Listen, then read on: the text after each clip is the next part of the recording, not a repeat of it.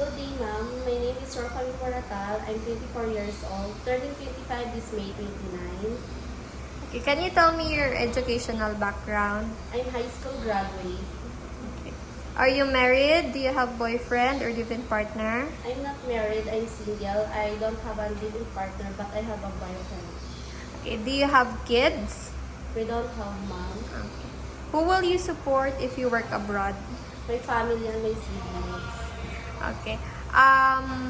This is your first time working abroad. Yes, ma'am. Can you tell me about your work experience in the Philippines? I'm cashier in Pure Gold since 2021 to 2022, and also I'm a sales lady in SM Mega Mall to 2021. Okay. So if you work abroad, what do you prefer to take care? Baby, Baby. Newborn baby? yes, Okay. If your employer asks you to sleep with the newborn baby, are you okay with it? yes, ma'am. Okay. You understand that taking care of a newborn baby is kinda delicate, Yes, ma'am.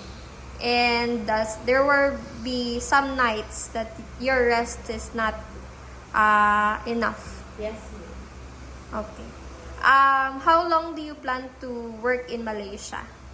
I will finish my contract. If my employer is good, I will extend. Okay. Why did you choose Malaysia? Because Malaysia is Asia and also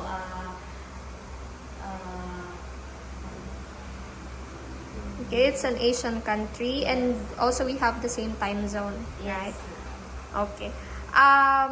Do you have any allergies in pets? we don't have money. With food? We don't have money. Is there any food that you don't like to eat? We don't have money. Okay.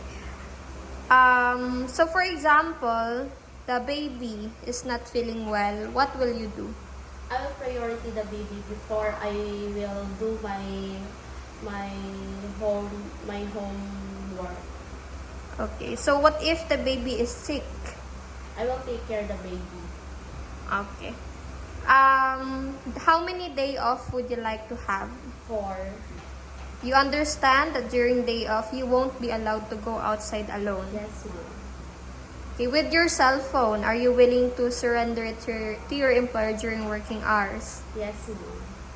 Okay. Lastly, can you tell me what will you do, for example, if you get homesick, you miss your family back I in the will call my Philippines? mother and also my sister. Okay. Well, that's it for our interview today. Thank you so much for your time. Thank you, ma'am.